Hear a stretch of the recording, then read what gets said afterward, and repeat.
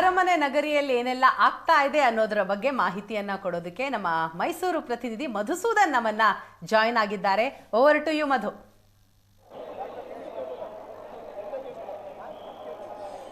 ವೀಣಾ, ಖಂಡಿತ ಈಗಷ್ಟೇ ಕೂಡ ಮೈಸೂರು ಅರಮನೆಯಲ್ಲಿ ನಡೀತಕ್ಕಂಥ ವಿಜಯದಶಮಿ ಆಚರಣೆಗಳೇನಿವೆ ಆಚರಣೆಗಳು ಮುಕ್ತಾಯ ಆಗ್ತಾ ಇವೆ ಅಂತಲೇ ಕೂಡ ಹೇಳ್ಬೋದು. ಯದುವೀರ್ ಅವರು ಈ ಕೆಲವೇ ಕ್ಷಣಗಳಲ್ಲಿ ಬನ್ನಿ ಪೂಜೆಯನ್ನು ಮುಗಿಸಿ ವಿಜಯ ಯಾತ್ರೆಯನ್ನು ಮುಗಿಸಿ ಈಗ ಅರಮನೆ ಒಳಗಡೆಗೆ ತೆರಳುತ್ತಾ ಇರ್ತಕ್ಕಂಥ ದೃಶ್ಯಾವಳಿಗಳನ್ನು ನೀವು ಇಲ್ಲಿ ಗಮನಿಸ್ಬೋದು. ಏನು ಇಲ್ಲಿವರೆಗೆ ಮೈಸೂರು ಅರಮನೆಯಲ್ಲಿ ವಿಜಯದಶಮಿ ಆಚರಣೆಗಳೇನಿದ್ವೋ ಅವೆಲ್ಲವೂ ಕೂಡ ಸಂಪೂರ್ಣವಾಗಿ ಸಂಪನ್ನ ಆದಂತೆಯೇ ಕೂಡ ಅಂದ್ಕೊಳ್ಬೇಕು. ಈಗ ಆನೆ ಬಾಗಿಲ ಬಳಿ ಪ್ರಸ್ತುತವಾಗಿ ಯದುವೀರ್ ಅವರು ಇರ್ತಕ್ಕಂಥದ್ದು ಕಾರ್ನಲ್ಲಿ ತೆರಳುತ್ತಾ ಇದ್ದಾರೆ. ಏನು ಭುವನೇಶ್ವರಿ ದೇವಸ್ಥಾನಕ್ಕೆ ಬಂದು ಬನ್ನಿ ಮರಕ್ಕೆ ಪೂಜೆಯನ್ನು ಏನು ಸಲ್ಲಿಸಿದ್ರು ಆ ಸಂದರ್ಭದಲ್ಲಿ ಪಟ್ಟದ ಕತ್ತಿಯ ಜೊತೆಯಲ್ಲಿ ಯದುವೀರ್ ಅವರು ಬಂದಿದ್ರು. ಅಲ್ಲಿ ಬನ್ನಿಯನ್ನು ಸಂಪೂರ್ಣವಾಗಿ ಬಂದಂಥ ಜನರಿಗೆ ಹಂಚುವುದರ ಮೂಲಕವಾಗಿ ನಾಡಿಗೆ ಒಳಿತಾಗಲಿ, ತಮ್ಮ ಜನರಿಗೆ ಒಳಿತಾಗಲಿ ಅನ್ನೋ ಒಂದು ಸಂದೇಶವನ್ನು ಮತ್ತು ಒಂದು ಮನವಿಯನ್ನು ದೇವರ ಮುಂದೆ ಯದುವೀರ್ ಅವರು ಅಂದರೆ ಮಹಾರಾಜ ಅನ್ನುವಂಥವ್ರು ಮಾಡ್ಕೊಂಡಿರ್ತಾರೆ. ಹಾಗಾಗಿ ರಾಜವಂಶಸ್ಥರಾಗಿ ಯದುವೀರ್ ಅವರು 10ನೇ ದಸರಾವನ್ನು ಸಂಪೂರ್ಣವಾಗಿ ಅರಮನೆಯಲ್ಲಿ ಮಾಡಿದ್ದಾರೆ ಅಂತಲೇ ಹೇಳ್ಬೋದು. ಇನ್ನು ಅರಮನೆಯಲ್ಲಿ ನಡೆದಂಥ ಈ ಒಂದು ದಸರಾ ಆಚರಣೆಗಳೇನಿದ್ವು ಬೆಳಗ್ಗೆಯಿಂದನೂ ಒಂದು ಸಂಕ್ಷಿಪ್ತವಾಗಿ ಹೇಳೋದಾದರೆ ಬೆಳಗ್ಗೆಯೇ ಕೂಡ ಈ ಶಮಿ ಪೂಜೆಯನ್ನು ಯದುವೀರ್ ಅವರು ನೆರವೇರಿಸಿದ್ರು. ಶಮಿ ಪೂಜೆ ಅಂದ್ರಲ್ಲಿ ಅರಮನೆಯ ಕಲ್ಯಾಣ ಮಂಟಪದಲ್ಲಿರ್ತಕ್ಕಂತಹ ಖಾಸಗಿ ಆಯುಧಗಳೇನಿದ್ವು ಆಯುಧಗಳಿಗೆ ನಿನ್ನೆ ಆಯುಧ ಪೂಜೆಯನ್ನು ಮಾಡಲಾಗಿತ್ತು.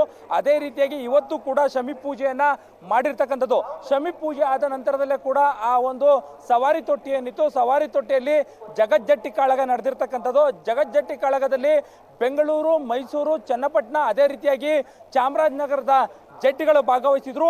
ರೋಮಾಂಚನವಾದಂತಹ ಒಂದು ಜಟ್ಟಿಯಲ್ಲಿ ಇಬ್ಬರು ಅಂದರೆ 2 ತಂಡವಾಗಿ ನಡೆದಂತಹ ಒಂದು ಜಟ್ಟಿ ಕಾಳಗ ಏನಿತ್ತು ಇಬ್ಬರ ಮೈಯಿಂದ ರಕ್ತ ನೆಲಕ್ಕೆ ಚಿಮ್ಮಿದ್ದಂಥದ್ದನ್ನು ಕೂಡ ನಾವಿಲ್ಲಿ ಗಮನಿಸ್ಬೋದು. ಇವತ್ತು ಕೂಡ ಗೋಲ್ಡನ್ ಗನ್ನ ರಾಜ ಪೋಷಾಕಿನಲ್ಲಿ ಯದುವೀರ್ ಅವರು ಕಂಗೊಳಿಸ್ತಾ ಇದ್ರು. ಈಗಷ್ಟೇ ಸಂಪೂರ್ಣವಾಗಿ ಮೈಸೂರು ಅರಮನೆಯಲ್ಲಿ ನಡೆತಕ್ಕಂಥ ವಿಜಯದಶಮಿ ಆಚರಣೆಗಳೇನಿವೆ ಅವು ಸಂಪನ್ನ ಆಗಿರ್ತಕ್ಕಂಥದ್ದು. ಈಗ ನಮ್ಮ ಮುಂದೆ ಇರತಕ್ಕಂಥದ್ದು ಜನರಿಗೋಸ್ಕರವಾಗಿ ಸರ್ಕಾರ ಮಾಡುವಂಥ ಜನತಾ ದಸರಾ ಏನಿದೆ ಅದು ಜನತಾ ದಸರಾದ ಈ ಜಂಬೂ ಸವಾರಿ ಮೆರವಣಿಗೆಗೂ ಕೂಡ ಸಂಪೂರ್ಣವಾಗಿ ಸಿದ್ಧತೆಗಳು ನಡೆದಿದೆ. ಜೊತೆಗೆ ಜನ ಕಾತರರಾಗಿ ಜಂಬೂ ಸವಾರಿಯನ್ನ ಕಣ್ತುಂಬಿಕೊಳ್ಳಲಿಕ್ಕೆ ಕುಳಿತಿರ್ತಕ್ಕಂಥದ್ದು. ಮೈಸೂರು ಅರಮನೆ ಆವರಣದಲ್ಲಿ ಒಟ್ಟು 48,000 ಜನರಿಗೆ ಕುಳಿತು ಈ ಜಂಬೂ ಸವಾರಿಯನ್ನ ವೀಕ್ಷಣೆ ಮಾಡುವಂತ ಅವಕಾಶವನ್ನು ಮಾಡಿಕೊಟ್ಟಿದ್ದಾರೆ. 1 ಗಂಟೆಗೆ ಈ ಒಂದು ಜಂಬೂ ಸವಾರಿಯ ಈ ಮೆರವಣಿಗೆ ಏನಿದೆ ಅಂದ್ರೆ ಕಲಾ ತಂಡಗಳ ಜನಪದ ಕಲಾ ತಂಡಗಳ ಮತ್ತೆ ಟ್ಯಾಬ್ಲೋಗಳ ಮೆರವಣಿಗೆ ಏನಿದೆ ಅದು ಆರಂಭ ಆಗುತ್ತೆ. ಆದ್ರೆ ಜನ ಈಗಾಗಲೇ ಕೂಡ ತಮ್ಮ ತಮ್ಮ ಆಸನಗಳಲ್ಲಿ ಆಸೀನರಾಗಿರ್ತಕ್ಕಂಥದ್ದನ್ನು ಕೂಡ ಗಮನಿಸ್ಬೋದು. ಇನ್ನು ನಮ್ಮ ಬಲಭಾಗಕ್ಕೆ ತೆರಳೋದೇ ಆದ್ರೆ ನಾವಿಲ್ಲಿ ಗಮನಿಸ್ಬೋದು ಈ ಒಂದು ಬಲರಾಮ ದ್ವಾರ ಏನಿದೆ ಈ ಒಂದು ದ್ವಾರದ ಮೂಲಕವಾಗಿಯೇ ಕೂಡ ಜಂಬೂ ಸವಾರಿ ಮೆರವಣಿಗೆಗೆ ತೆರಳುವಂಥದ್ದು.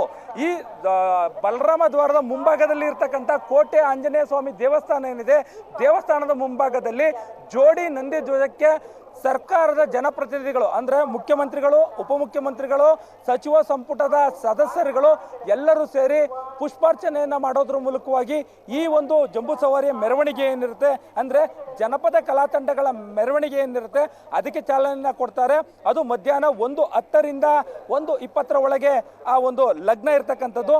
ಅದಾದ ನಂತರದಲ್ಲಿ ನೇರವಾಗಿ ತೆರೆದ ಜೀಪಿನಲ್ಲಿ ಈ ಒಂದು ಮಾರ್ಗದಲ್ಲೇ ಕೂಡ ಮುಖ್ಯಮಂತ್ರಿಗಳು, ಉಪಮುಖ್ಯಮಂತ್ರಿಗಳು ಮತ್ತು ಜಿಲ್ಲಾ ಉಸ್ತುವಾರಿ ಸಚಿವರು ಏನಿರ್ತಾರೆ ಅವರು ತೆರೆದ ವಾಹನದ ಮೂಲಕವಾಗಿ ಆ ಒಂದು ಅರಮನೆಯ ಮುಂಭಾಗದಲ್ಲಿ ಇರ್ತಕ್ಕಂಥ ಅವ್ರಿಗೆ ಕಾಯ್ದಿರಿಸಿರ್ತಕ್ಕಂಥ ಆಸನಗಳ ಬಳಿ ಹೋಗಿ ಕೂರ್ತಾರೆ. ಅದಾದ ನಂತರದಲ್ಲಿ ಮೊದಲಿಗೆ ಕೂಡ ನಿಶಾನೆ ಆನೆ ಬರುತ್ತೆ. ನಿಶಾನೆ ಆನೆ ಬರ್ತಿದ್ದಂತನೇ ಕೂಡ ಜಂಬೂ ಸವಾರಿ ಮೆರವಣಿಗೆ ಜನಪದ ಕಲಾ ತಂಡಗಳ ಮೆರವಣಿಗೆ ಏನಿರುತ್ತೆ ಅದು ಶುರುವಾಗುತ್ತೆ. ಈ ಬಾರಿ ಸುಮಾರು 58 ಟ್ಯಾಬ್ಲೋಗಳನ್ನು ಮಾಡಲಾಗಿದೆ. ಸ್ತಬ್ಧ ಚಿತ್ರಗಳು 31 ಜಿಲ್ಲೆಗಳಿಂದಲೂ ಕೂಡ 27 ಇಲಾಖೆಯಿಂದಲೂ ಕೂಡ ಈ ಒಂದು ಸ್ತಬ್ಧ ಚಿತ್ರಗಳು ಬಂದಿರತಕ್ಕಂಥದ್ದು. ಆ ಒಂದು 58 ಸ್ತಬ್ಧ ಚಿತ್ರಗಳೇನಿರ್ತವೆ ಅವುಗಳ ಜೊತೆಗೆ 100ಕ್ಕೂ ಹೆಚ್ಚು ಕಲಾ ತಂಡಗಳಿರ್ತವೆ.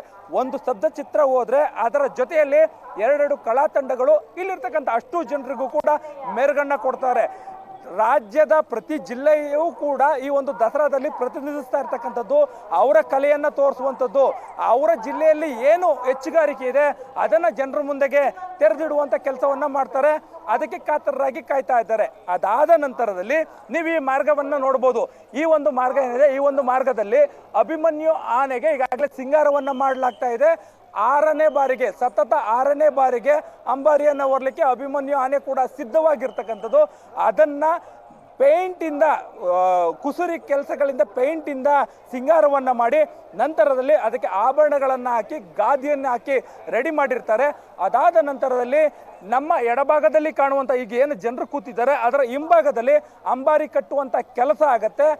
5 ಗಂಟೆಗೆ ಸರಿಸುಮಾರು 4:50ರಿಂದ 5 ಗಂಟೆಗೆ ಜಂಬೂ ಸವಾರಿ ಅಂದರೆ ಅಂಬಾರಿಯನ್ನು ಹೊತ್ತಂಥ ಆನೆ ಅಂಬಾರಿ ಒಳಗಡೆ ಚಾಮುಂಡೇಶ್ವರಿ ಉತ್ಸವ ಮೂರ್ತಿಯನ್ನು ಇಟ್ಕೊಂಡು ಈ ಒಂದು ಅರಮನೆ ಮುಂಭಾಗಕ್ಕೆ ಬರುತ್ತೆ.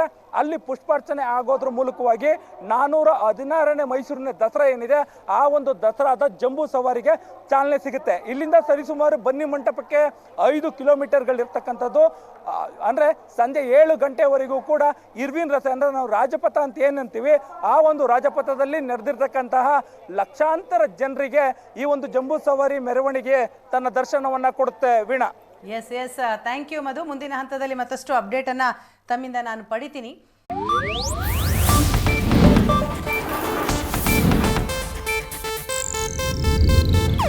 ಇದು ಏಷ್ಯಾನೆಟ್ ನ್ಯೂಸ್ ನೆಟ್ವರ್ಕ್ ಪ್ರಸ್ತುತಿ.